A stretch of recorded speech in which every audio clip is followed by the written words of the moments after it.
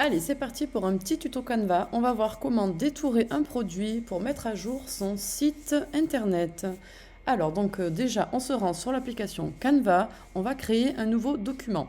Alors après, tout dépend un petit peu des dimensions que vous souhaitez mettre sur votre site. On va faire en fonction, tout simplement un exemple. On va venir ici pour créer un nouveau fichier.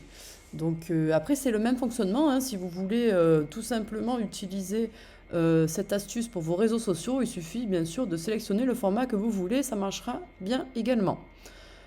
Ici, nous, ce qu'on va faire, on va faire une dimension personnalisée et on va partir sur un 800 par 600 pixels pour une photo qui va s'afficher dans une page produit sur un site. On va faire créer un design. Et voilà, donc là, mon design est tout à fait vierge. Ce qu'on va faire, c'est qu'on va y insérer déjà une photo de notre produit. Donc pour cela, on va cliquer sur Importer. On peut tout simplement faire importer des fichiers et sélectionner la photo que l'on souhaite. Moi, j'avais déjà téléchargé une image produit, donc le chouchou de Imaginaren. Donc je vais vous mettre d'ailleurs le lien vers son site en description, si ça vous intéresse de regarder ses créations. Donc je vais cliquer sur la photo, ça va tout simplement me l'ajouter dans mon document.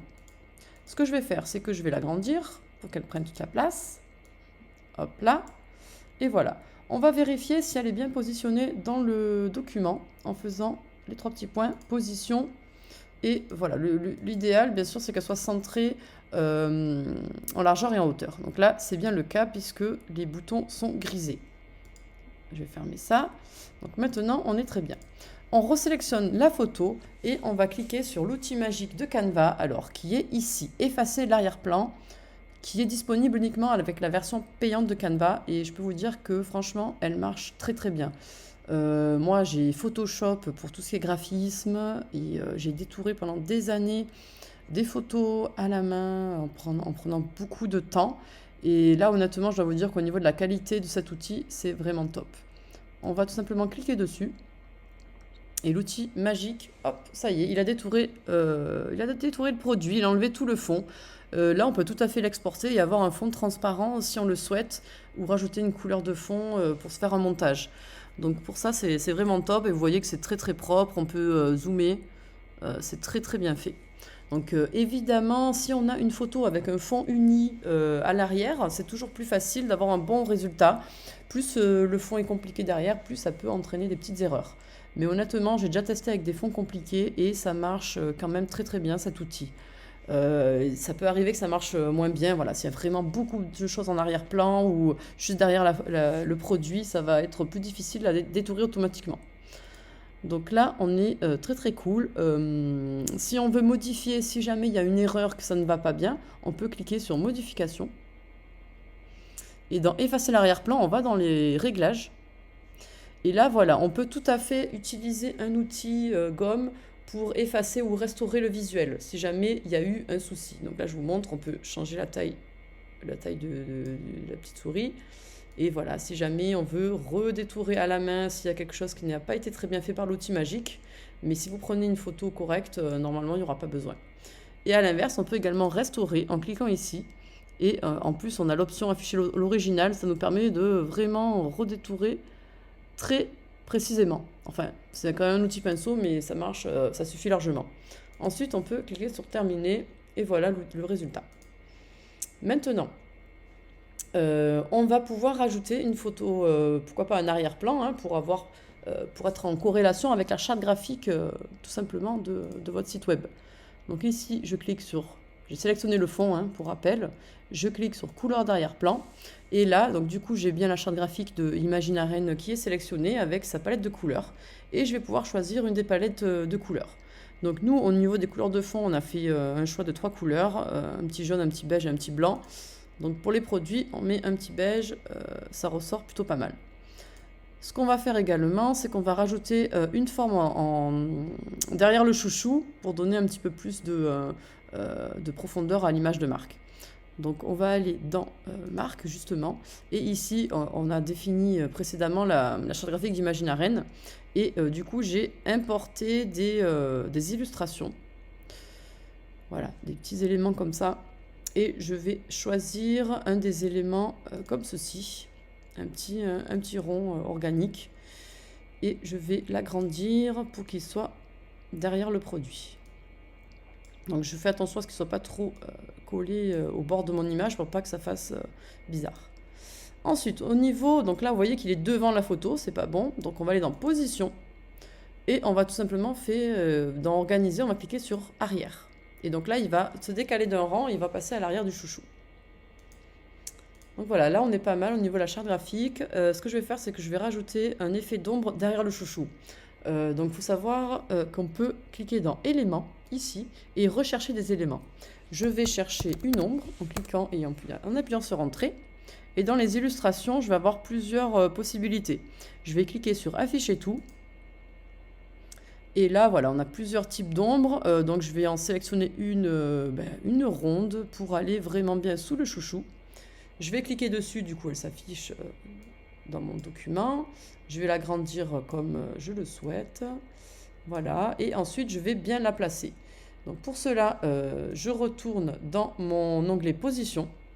Et au lieu d'organiser, je peux également cliquer sur calque. Et ici, je vais voir les différents calques qui composent mon document. Et je vais pouvoir prendre l'ombre et la glisser entre le chouchou et le rond jaune, puisque c'est ce que je souhaite faire.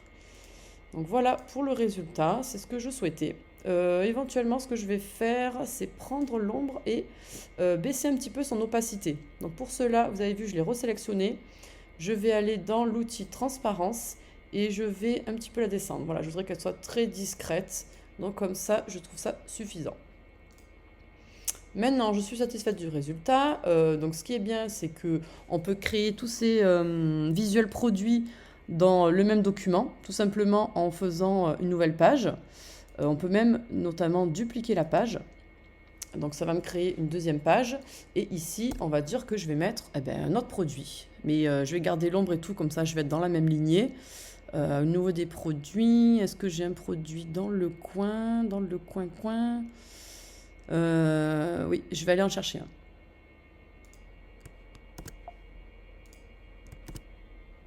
Voilà, donc là, je suis allée récupérer un autre produit que j'avais également détouré auparavant, que je vais placer dans mon document. Je peux aussi aller dans position organisée pour bien le centrer dans mon document. Et ce que je vais faire également, c'est modifier la couleur du fond jaune. Comme ça, je peux changer un petit peu. Donc je vais prendre mon calque pour bien le sélectionner, parce que j'ai mon ombre qui va me gêner dans la sélection. Et je vais cliquer sur la couleur et je vais changer un petit peu de couleur. Voilà, j'ai la palette de couleurs au choix, donc j'ai envie de prendre un petit mauve clair. Et voilà. Donc là, j'ai mes deux produits, et ce que je peux faire, c'est carrément, je peux faire autant de fiches produits que je le souhaite, d'images produits, et je vais pouvoir après les télécharger les visuels et les mettre sur mon site. Donc pour cela, on va aller dans l'onglet Partager. Ici, il y a Télécharger. Ensuite, au niveau du type de fichier, on va sélectionner le type qui nous intéresse. Donc ici, on est sur des photos plus des fonds avec peu de couleurs. On va rester sur le format JPEG, puisqu'on est sur des photos et donc c'est plus adapté. Au niveau de la taille, on va rester sur cette taille-là, mais sachez que si finalement vous voulez un zoom un petit peu plus grand, vous pouvez tout simplement agrandir la taille pour avoir une image en format plus grand. Donc moi je vais rester par 800 par 600. Il faut savoir qu'en fait plus l'image est grande et plus elle est de bonne qualité et plus elle va être lourde. Et après elle risque d'alourdir le site internet. Donc c'est pour ça qu'il faut absolument l'optimiser et pas forcément prendre une taille au taquet. Non, c'est pas du tout intéressant. Sinon votre site risque de ramer, quoi. Donc on va rester sur une taille qui nous convient, une taille standard. Et au niveau de la qualité, alors j'ai fait des tests déjà précédemment. 80, on est bien. Si on descend, le fichier va être plus petit, mais la qualité sera moins jolie. Donc il faut quand même rester sur quelque chose d'optimisé, mais de plutôt joli, pour donner aux gens, bien sûr, d'acheter le produit. Ensuite, ici, on peut du coup choisir les fichiers qu'on veut exporter. Donc là, on peut garder toutes les pages, comme ça on va exporter plusieurs produits en même temps. Et ensuite, on va télécharger.